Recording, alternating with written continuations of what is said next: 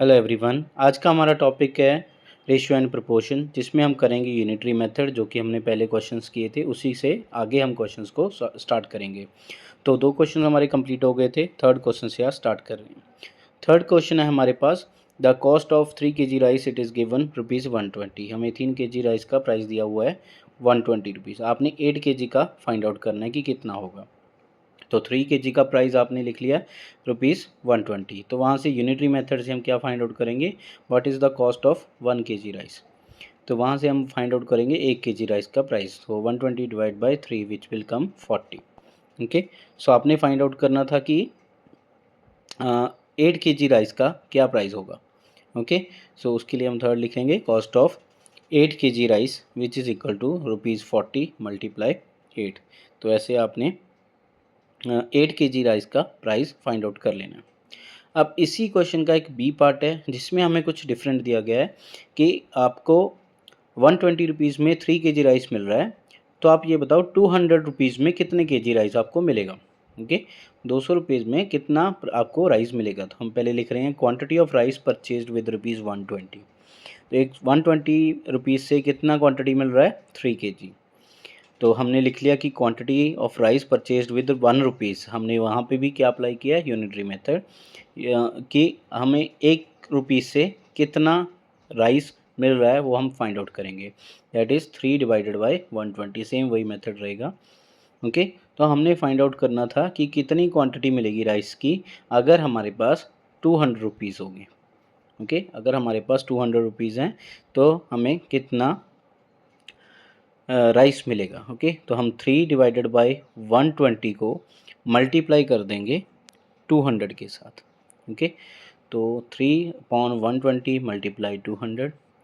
तो इसको सॉल्व करेंगे, 3 मल्टीप्लाई 200 कितना हो गया 600, एंड 120 के साथ डिवाइड करोगे तो कितना आ जाएगा 5 kg। कट करने के बाद फाइनल आंसर आपके पास। नेक्स्ट है हमारा क्वेश्चन नंबर 4 जो कि रेंट के ऊपर बेस्ड है कि एक पर्सन रेंट पे कर रहा है, तो हमने रेंट फाइंड आउट करना है। सो उसको भी हम यूनिटरी मेथड से करेंगे। रेंट पेड फॉर 7 मंथ, मतलब उसने 7 मंथ के लिए कितना रेंट पे किया है, ₹8400। ओके, तो हम उसी के वे में, यूनिटरी मेथड के वे में हम 1 मंथ का रेंट फाइंड आउट करेंगे। So rent paid for 1 month. तो 1 मंथ का हम रेंट कैसे फाइंड आउट करते हैं, तो वही डिवीजन से। सो ₹8400 डिवाइड बाय 7। आप यहाँ पे भी कट कर सकते हो इसको, तो हमारे पास आंसर आ जाएगा 1200 रुपीज़। ओके, तो हमने फाइंड आउट करना था rent paid for 1 year. 1 year means 12 month. तो हमने 1 ईयर को कन्वर्ट कर लिया 12 मंथ्स में। तो 12 मंथ्स का रेंट कितना आ जाएगा, 1200 मल्टीप्लाई 12। तो हमने ब्रैकेट में भी मेंशन कर दिया 1 year. So 1200 multiply 12 which is equal to 14400। It means 14,400 is the answer for the question number 4।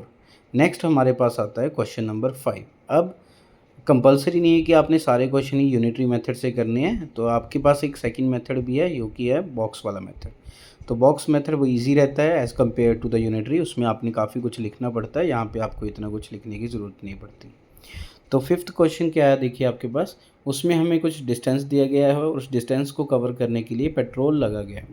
तो फर्स्ट हमारे पास जो डिस्टेंस है वो गिवन है 555, मतलब 555 किलोमीटर आप कवर कर रहे हो, और उसको कवर करने के लिए कितने लीटर पेट्रोल लगा है, 37 लीटर। तो अगर आपने 2300 डिस्टेंस कवर करना है तो कितना लीटर पेट्रोल लगेगा। तो इसके लिए जस्ट आपने बॉक्स ड्रॉ करना है और उसको क्रॉस मल्टीप्लाई कर देना है। ओके, बॉक्स को ड्रॉ करने के बाद क्रॉस मल्टीप्लाई सॉल्व कर देना है। 555 multiply x is equal to 37 multiply 2300। Okay, तो अब 555 है जो इस साइड आके डिवाइड हो जाएगा। Okay, 37 multiply 2300 divide by 555। Okay, तो आप ये चीज़ यहाँ पे नोट कर सकते हैं। देखिए, उसके बाद हमने इन दोनों को कहाँ किस पे कट किया, 5 के टेबल पे कट किया, 555 और 2300 को। तो 2300 को कट करने के बाद आपके पास आएगा 460, और 555 को कट करने के बाद आया आपके पास 1111। सो 37 के टेबल पे 1111 आता है डायरेक्टली 3 के ऊपर। ओके, तो 37 को कट करके 1 लिख दिया और 777 को 3 लिख दिया। तो x की वैल्यू क्या आ गई हमारे पास 460 डिवाइड बाई 3। तो हमने पेट्रोल निकालना था तो हम इसको लिख देंगे लीटर। ओके, तो जो भी हमने वैल्यू फाइंड आउट करनी होती है हम लास्ट में उसका यूनिट लिख देते हैं। नेक्स्ट हमारे पास जो क्वेश्चन आता है क्वेश्चन नंबर 6, उसको भी हम एक बॉक्स के वे में सॉल्व करेंगे। तो उसमें हमारे पास क्या गिवन है, टेम्परेचर और डेज़ का रिलेशन, कि हमारे पास इतने दिन में टेम्परेचर इतना फॉल हो गया तो लास्ट कितने दिन में कितना फॉल हो जाएगा। तो जो हमारे पास वैल्यूज़ गिवन है उसके अकॉर्डिंग हम लिखते हैं यहाँ पे। जो हमारे पास फर्स्ट था कि 15 दिन में टेम्परेचर फॉल हुआ है कितने डिग्री, 7 डिग्री। आपने बताना है कि नेक्स्ट के 5 डेज़ में कितने डिग्री का फॉल होगा।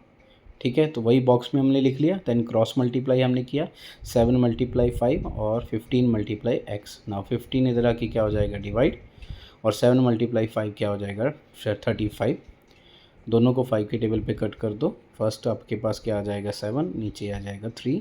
तो एक्स की वैल्यू कितनी आ गई 7/3 डिग्री सेंटीग्रेड। ओके, तो आई थिंक आपको ये मेथड ईजी लगेगा। Thank you.